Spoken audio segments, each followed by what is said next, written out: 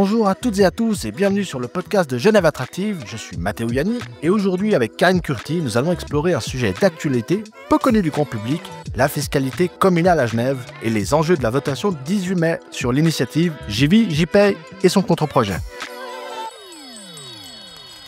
Et oui Matteo, cette initiative, elle propose une réforme significative du système de répartition de l'impôt entre les communes genevoises, mais elle soulève aussi des questions essentielles, notamment sur le financement communal. Pour approfondir ce sujet complexe, nous avons le plaisir d'être en compagnie d'un expert reconnu en fiscalité, Monsieur Stéphane Tanner. Bienvenue. Merci beaucoup. Alors Stéphane, tu es administrateur de Tanner Conseil SA. C'est une société qui est spécialisée dans le conseil fiscal. Tu as une carrière riche, tu as notamment occupé le poste de directeur général de l'administration fiscale cantonale de Genève et tu as aussi été directeur au sein du département juridique et fiscal de PwC. Bienvenue et merci d'être avec nous. Et ne perdons pas de temps, alors rentrons tout de suite dans le vif du sujet. Stéphane, comment toi tu expliquerais vraiment en termes simples le fonctionnement de l'impôt cantonal et communal, on voit dans nos factures le ICC à Genève? Alors, le système fiscal pour les citoyens, il est finalement assez simple. Il se constate dans le bordereau d'impôt. Vous réalisez des revenus, ces revenus sont imposés, la base d'imposition, les revenus imposables. Sur ces revenus imposables est d'abord calculé un impôt cantonal. La base du calcul de l'impôt, ce sont les barèmes cantonaux. Une fois que cet impôt cantonal est déterminé, les communes concernées par le prélèvement d'impôt, communes de domicile, communes de travail, prélèvent un supplément d'impôt calculé sur la base de cet impôt cantonal. C'est ce que l'on appelle les centimes additionnels communaux. Donc vous avez un impôt de référence et on y ajoute des centimes additionnels communaux.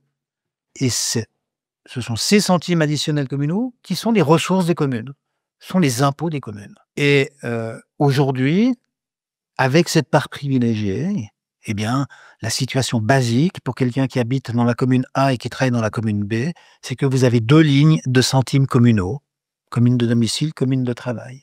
Alors justement, Genève applique un système de répartition un petit peu particulier puisque l'impôt communal va avoir une répartition entre la commune de domicile qu'on va appeler part privilégiée et la commune de travail qu'on va appeler part restante, ce qui n'est pas le cas des autres cantons. Pourquoi Genève applique ce système différemment des autres?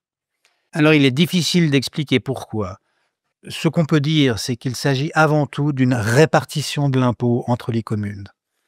Cette notion de part privilégiée est un instrument qui participe à cette répartition. La référence légale à laquelle on doit s'accrocher date de 1974. Donc la justification historique de cette part privilégiée, on ne la connaît pas, je ne la connais pas. Je peux par contre comprendre qu'il s'agissait sans aucun doute de trouver un instrument qui permette d'équilibrer le niveau des ressources entre les différentes communes. Prenons par exemple quelqu'un qui travaille dans la commune A et qui habite dans la commune B. S'il n'y avait pas ce système de répartition, eh bien seulement une des 2 communes pourrait prélever un impôt. Donc l'autre commune n'aurait pas de ressources. Et c'est pour faire une participation croisée de ces ressources, pour partager ces ressources, qu'existe en particulier l'instrument de la part privilégiée. Et donc ça, c'est unique à Genève. Dans autre part en Suisse, il n'y a pas ce phénomène-là. C'est probablement unique à Genève. Une Genferei de plus ou pas? Sans doute une Genferei de plus. Vous savez, la répartition de l'impôt entre les communes, ou la répartition des finances, les ressources financières entre les communes, c'est géré ou est géré dans ce qu'on appelle la péréquation intercommunale, mais la péréquation financière. Donc la répartition des ressources. C'est un système qui est toujours compliqué, où que vous alliez en Suisse. Il est singulier à Genève parce le canton de Genève prévoit que la commune de travail a aussi le droit de prélever une partie de l'impôt. De manière générale, ce que l'on verra en Suisse, c'est que la commune de domicile peut prélever l'impôt auprès de l'individu qui y habite. Et la Genferei est de dire que cette compétence dans le canton de Genève est partagée entre la commune de domicile et la commune de travail. Et au niveau des implications de la répartition, est-ce que ça, tu peux nous préciser? C'est plutôt on paye l'impôt davantage dans la commune où on travaille ou où on habite? Enfin, ça se passe comment dans les 45 communes à Genève? 45 communes, c'est 45 facteurs de complication en termes de calcul. Il y a une règle absolue qui est de dire il y a une répartition des finances, et puis il y a l'application de ces règles. Et l'application de ces règles est probablement très précise, mais à la fois très compliquée. Et en fait, l'idée générale, si on peut synthétiser ça comme ça, est de dire constatons la capacité financière effective des communes, quelles sont les communes plus riches et les communes plus pauvres, regardons les besoins que ces communes ont pour financer les prestations à leurs habitants, leurs résidents, et équilibrons tout ça pour que toutes les communes puissent faire face à leurs obligations politiques et citoyennes, et qu'il y ait pas trop de disparité entre les communes. Est-ce que justement par rapport à ça, tu peux expliquer le système? Justement, il y a un pourcentage entre les parts privilégiées et parts restantes, entre 20 et 80%. Comment vraiment, de manière schématique, ça fonctionne pour celles et ceux qui nous écoutent? Alors, ce que je peux dire de ça, avant de dépasser mon niveau de compétence, c'est de dire que justement, la capacité financière des communes, cette notion de communes plus riches et plus pauvres, qui ont une plus grande intensité de la production d'impôts que d'autres, servira à déterminer ce rapport de part privilégiée. Quelle est la part d'impôt que peut prélever la commune de travail et quelle est la part qu'elle doit consentir à la commune de domicile? Et tout ce choix, ce taux de répartition dépendra de ces calculs liés à la capacité financière. Alors justement, le 18 mai prochain, les Genevois vont devoir se prononcer sur une initiative qui est intitulée JVJ-Paye, également sur son contre-projet. Et ces deux textes proposent tous les deux donc une taxation à 100% au lieu de domicile, ce qui changerait du système dont on vient de parler actuel, où il y a une répartition. Est-ce que tu pourrais nous expliquer en fait les effets d'un tel changement pour les contribuables? La chose qui change pour les contribuables, aussi bien pour l'initiative que pour le contre-projet, c'est le fait que la commune de travail n'a plus de compétences pour prélever l'impôt et toute cette compétence revient intégralement à la commune de domicile. Ça peut être la même commune, on peut travailler dans la commune dans laquelle on réside, mais ça peut être des communes différentes. Si ce sont des communes différentes, alors il n'y aura plus de répartition de cette compétence de prélever l'impôt. C'est ça le changement que constatera le contribuable, que ce soit l'initiative ou le contre-projet. Mais concrètement, sur sa facture, alors ça risque soit d'augmenter, soit de baisser, puisque chaque commune applique des taux d'imposition différents. Exactement. Chaque commune applique un taux de prélèvement fiscal différent. Et quand une règle change par rapport à l'existant, on peut dire qu'il y a toujours des gagnants et des perdants. Justement, c'est les habitants de quelle commune qui seront les plus grands gagnants dans cette histoire-là? Je suis, moi, incapable de répondre à cette question. Parce que, on l'a vu, la mécanique de calcul est compliquée. 45 communes, 45 niveaux de prélèvement. Ça, c'est déjà un facteur qui fait qu'on ne peut pas répondre facilement à la question. Et l'autre facteur, c'est qu'est-ce que ça va changer dans chaque cas particulier? Est-ce que j'habite aujourd'hui dans une commune qui prélève plus d'impôts que ma commune de travail? Ou l'inverse? Et quand j'aurai changé la règle, est-ce que je vais payer tout mon impôt dans une commune plus chère ou tout mon impôt dans une commune moins chère? Et donc, il peut y avoir une diversité incroyable de situations. Ce que je peux probablement dire, c'est que c'est pas ici qu'il y aura matière à faire de la planification fiscale. Je veux dire, on ne va pas choisir une commune de domicile en fonction de ce résultat-là. Je pense pas.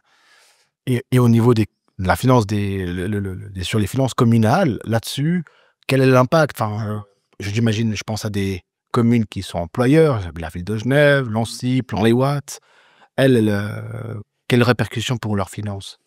Alors, ça, c'est la question financière et politique, en vérité, qui est liée à cette initiative et au contre-projet. On l'a vu, la péréquation, c'est un système beaucoup plus large que la simple part privilégiée. Et donc, la part privilégiée est une jambe de cet édifice. Hein, il y a de multiples jambes. On en coupe une. Ça veut dire qu'il y a un effet immédiat si rien d'autre ne change. Et effectivement, il y a des communes qui sont des communes à fort taux d'occupation, fort taux d'emploi, qui, de manière systématique ou systémique, vont avoir moins de ressources fiscales. Des chiffres ont été faits par le département des finances, par l'État de Genève, dans le cadre de cette initiative. Et on parle de plusieurs millions ou plusieurs dizaines de millions de moins dans certaines grandes communes. Un manque à gagner qui se chiffrerait en plusieurs millions, c'est ça? On peut utiliser le terme de manque à gagner. Je préférerais, moi, celui de moins de finances publiques. Mais le résultat est le même pour celui qui gère les finances de la commune concernée. Ouais. Et l'autre point on pourrait se poser la question au niveau des frontaliers, eux aussi travaillent à Genève mais n'habitent pas dans une commune genevoise. Là, ça change quoi? Alors, ça change rien, parce que ce dont on parle ici, c'est de la relation ou de la répartition de l'impôt entre le canton et les communes pour les gens qui habitent en Suisse. Ce sont des règles cantonales. Le frontalier, donc la personne qui travaille en Suisse et qui habite en France, de manière générale, pour le canton de Genève, est dans un système de relations internationales. Donc la première règle, c'est que pour les frontaliers, ils payent l'impôt dans le pays, le canton dans lequel ils travaillent. Et à l'intérieur de ce canton, il y a le canton et la commune. Mais il n'y a pas de répartition. Il n'y a pas cette répartition-là. Et surtout, ce que change l'initiative, le texte légal que change l'initiative ou le compte-projet, peut-être qu'on peut dire ça, l'initiative change la loi, le compte-projet change la Constitution. Donc, mais ça, c'est un débat de technique législative.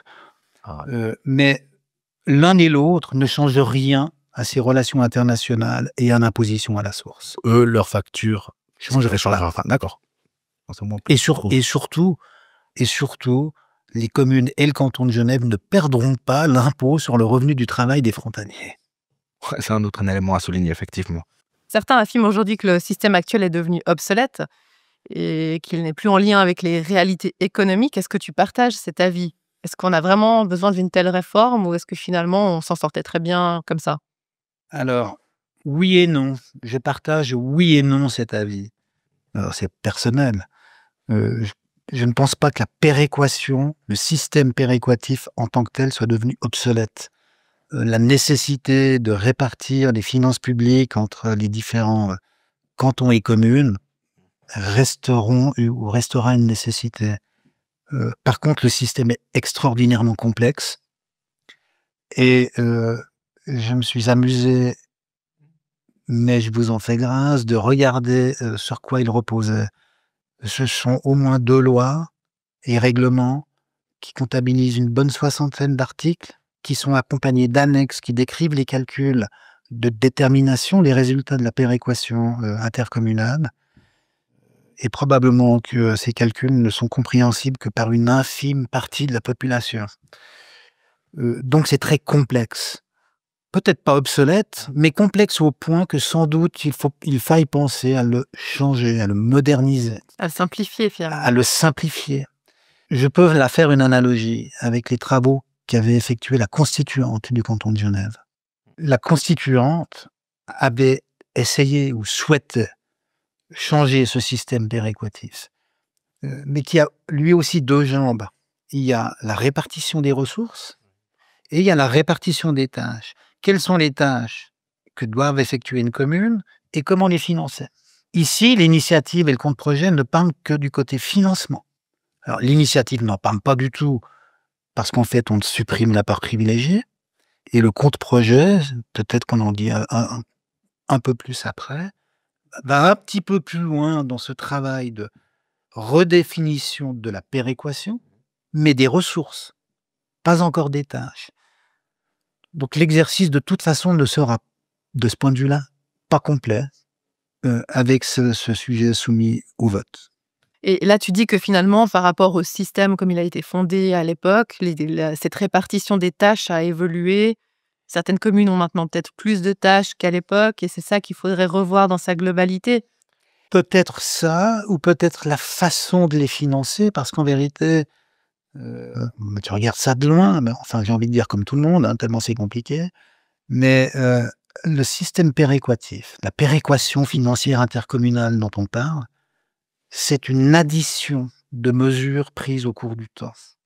Un nouveau besoin, une nouvelle règle de répartition, une nouvelle tâche, une nouvelle façon de le financer. Donc on a empilé des couches dans le système et on n'a jamais revu le système. On a des exemples juste de besoins ou de tâches? L'entretien des écoles, par exemple, est du ressort communal, si je ne me trompe pas. Il peut y avoir les agents, il peut y avoir les activités sportives. Les communes font aussi de la culture, tout n'est pas en ville de Genève. Il y a d'autres besoins de la population, il y a l'accompagnement des familles. Les communes font beaucoup de choses à l'intention de leurs citoyens. Et est-ce que j'avais une autre interrogation qu'on pourrait se poser avec cette initiative et son contre-projet? Est-ce qu'elles aussi, elles n'amènent pas un petit volet dans le côté démocratique? Finalement, aujourd'hui, on payait des impôts dans une commune où on ne vote pas. Et là-dessus, est-ce que ça rétablit pas le droit aux citoyens, selon toi? Alors, je suis entièrement d'accord avec ça. De ce point de vue-là, ce système de parts privilégiées n'est pas suffisamment démocratique parce qu'effectivement, prenons mon exemple, je travaille en ville de Genève, je vis dans une autre commune. Une partie substantielle de mon impôt sur le revenu est payée en ville de Genève. Et pourtant, je ne peux pas y voter. Et c'est effectivement gênant sur un plan démocratique et citoyen. C'est un des arguments qui sous-tend l'initiative. Et c'est probablement bien de régler cette question. La problématique qu'il y a là-dessous, à mon avis, c'est quelle est la séquence que l'on met en place pour régler cette situation. Et c'est là où se distingue l'initiative et le contre-projet. C'est vraiment l'initiative, elle garde le système actuel et elle se retrouverait pénalisée parce qu'elle devrait continuer d'appliquer ces différentes couches qui correspondraient finalement pas aux ressources prélevées dans les unes ou dans les autres communes. Tandis que l'autre, il va avoir un très très gros travail de fond qui devra être fait en amont avant de pouvoir mettre en application ce nouveau système. Mais combien de temps ça prendrait en fait? Parce que là, on voit que ce serait normalement d'ici à 2029, la mise en application. Donc pour revoir le système, est-ce que c'est réaliste pour un système aussi compliqué d'être revu en quelques années? Alors, Karine, c'est une position personnelle, mais je pense que l'initiative, alors son but est louable, en particulier du point de vue du droit de vote. Mais elle est abrupte dans son application et elle crée des déséquilibres entre les communes. La question qu'on peut ou qu'on doit se poser, c'est souhaite-t-on ce déséquilibre ou ne le souhaite-t-on pas? Le contre-projet part du principe qu'on ne le souhaite pas et qu'on aura ce travail de réflexion en amont pour moduler ou adapter le système actuel, le système péréquatif actuel, et le faire entrer en vigueur en même temps que la loi qui supprime cette part privilégiée. Je préfère, moi, largement cette méthode. Parce que faire passer une initiative qui crée un problème, ça n'est pas la même chose que d'anticiper le problème et le gérer avant que de changer la loi. Mais ça sera réalisable, ce gros calcul, comme Karine le disait, 2029 l'échéance? Alors, oui, c'est réalisable parce que ça dépend de l'intensité de l'énergie qu'on y met. C'est 4 ans, c'est 5 ans, c'est probablement pas... c'est sans doute complexe, c'est sans doute compliqué, mais pas assez complexe pour que ça puisse pas être fait en 4 ans. C'est une question de force de travail. On identifie les questions, on trouve des solutions, et puis on les traduit dans des projets de loi. La difficulté, j'imagine, sur un point politique, c'est le nombre d'intervenants. Les communes, plus ou moins riches, plus ou moins pauvres, il y aura des débats, il y aura l'association des communes genevoises, il y aura le Conseil d'État, il y aura, comme en démocratie, plein d'avis qui voudront, et c'est juste, se manifester, mais c'est pas pour autant que la tâche est impossible. On a bien introduit BEPS en Suisse en quelques mois ou 2 ans. Je pense qu'on peut gérer la péréquation financière genevoise dans un temps de 4 ans. Est-ce que l'autre point fort de ces 2 objets qui seront en votation, c'est le côté aussi transparence auprès des citoyens? Ça sera plus facile pour nous de comprendre finalement cette histoire-là. Où je paye mes impôts, c'est où j'habite finalement. Est-ce que c'est aussi un des points forts que selon toi? Je pense pas. Je pense pas parce que pour qui prend le temps d'observer un bordereau d'impôt dans le canton de Genève, il voit tout de suite à quel point il est compliqué. Alors, en supprimant la part privilégiée, on va un peu le simplifier. Un tout petit peu, mais pas plus que ça. Et je pense pas que ça va améliorer la lecture du citoyen face à l'impôt. En tout cas, ça peut pas être l'objectif qui sous-tend cette initiative ou le contre-projet. Oui, parce que le système de péréquation restera compliqué en soi. Donc, au final, on sait qu'on paye à un endroit, mais finalement, cet argent sera potentiellement redistribué d'une manière ou d'une autre en fonction de l'initiative ou du contre-projet. Et ça reste quand même un mécanisme compliqué. Et que tu ne vois pas sur ton bordereau d'impôt. C'est tout ce qui se passe de l'autre côté du mur. Mais ce que je voulais dire, c'est que le calcul de l'impôt lui-même est compliqué. Et avant même que d'arriver au calcul de l'impôt communal, il faut d'abord déterminer l'impôt au niveau cantonal. Mais en fait, on a un système compliqué. En fait, on a un système compliqué à tous les niveaux. C'est une autre Genferaille sans doute. Mais il est vrai que de supprimer peut-être une ligne sur le bordereau d'impôt, parce que c'est ce à quoi conduirait cette initiative ou le contre-projet, pourrait en simplifier la lecture. En tout cas, on te remercie beaucoup, Stéphane, d'avoir pris le temps de nous expliquer, de nous éclairer sur ces questions d'impôt communal. Ça reste toujours compliqué, tous ces chiffres et toutes ces notions. J'espère que nos auditeurs en auront appris plus, davantage, et on va suivre tout ça donc le 18 mai avec la votation. Merci beaucoup. Merci à vous. Et voilà, on arrive à la fin de cet épisode. Un grand merci à notre invité du jour, Stéphane Danner, expert fiscal, pour son explication et son partage d'expérience. On espère que cet échange vous a permis de mieux comprendre certaines notions de fiscalité communale. Si ça vous a plu, n'hésitez pas à vous abonner sur Spotify ou sur YouTube. Avec Karine, on vous retrouve très bientôt pour un prochain podcast. D'ici là, portez-vous bien et à très vite.